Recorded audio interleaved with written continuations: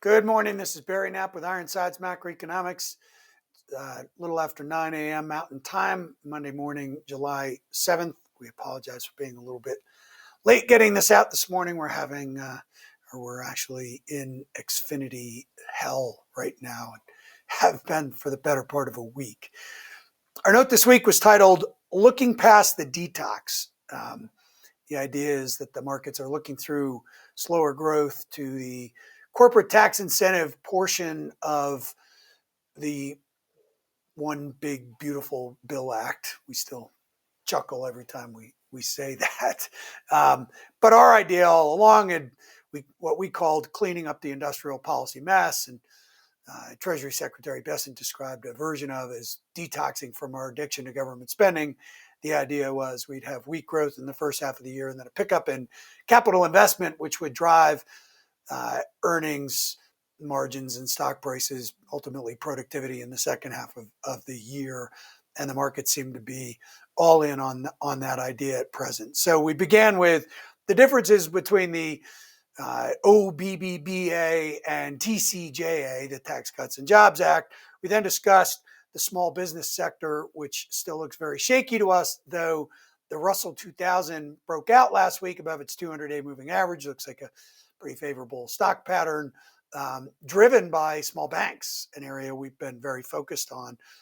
We then went on and discussed the weak internals of the employment report on Thursday, though they clearly were not weak enough to, by themselves at least, prompt a July pivot to Fed policy, a restarting of the rate cuts, and then wrapped it up with the rally rolls on and why we think the market's looking through this soft patch in growth. So the first chart in the note that was available as part of the free preview for all you free subscribers and is associated with the with this audio recording in the email shows S&P 500 CapEx and buybacks and the ratio of the two. And it's important to understand that the first order effect of the Tax Cuts and Jobs Act was the big positive impact on cash flow because of the cut in the corporate tax rate and the big lift to earnings that took place. So both CapEx and buybacks went up,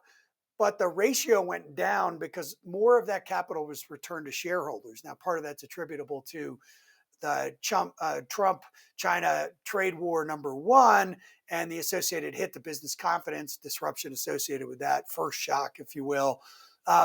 Both went up, but again, a lot of capital ended up getting returned to shareholders. This go around, that ratio has been rising. This is being partially driven by the whole Gen AI investment boom, but we think it's going to broaden out to the whole of the economy in a lot of different areas. And that's why industrials and materials are amongst the best performing sectors this year. So it's not just going to be about Gen AI and building data centers. After the Senate made permanent the immediate expensing on equipment, favorable treatment for R&D, and then added in this 5-year immediate expensing for building a factory. So all of this we think is going to be good news for earnings over time for the sectors that benefit from it.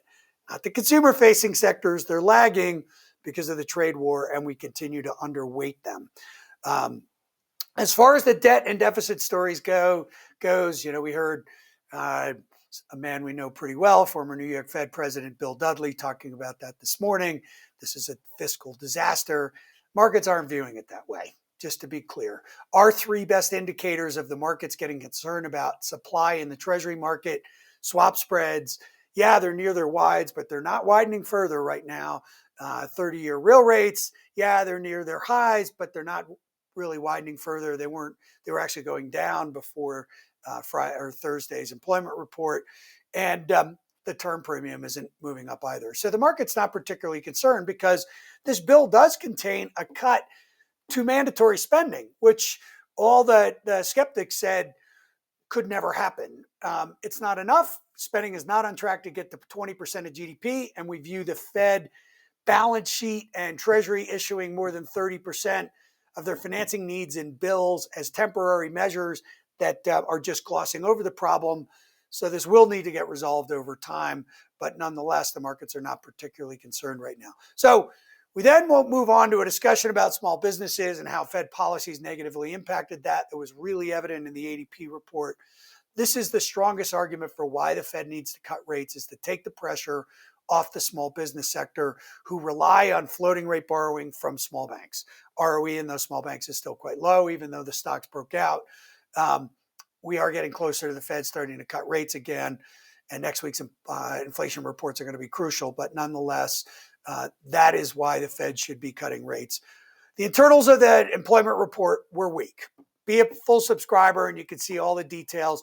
But the broadest measure, the aggregate hours index, is flat for the second quarter. No growth in hours worked. So the labor market is weak right now. But again, the market's looking through this because they're looking to that second half when capital investment picks back up. And that is what's driving share prices right now. That's why industrials, tech, materials are performing so well.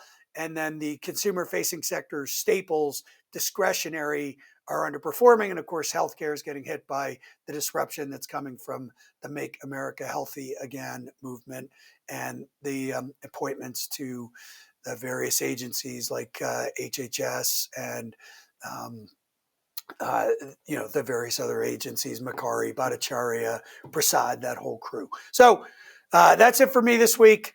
Look for a lot of information on inflation in the next couple of weeks. Barry Knapp from Ironsides. Have a good week, everyone. Thank you.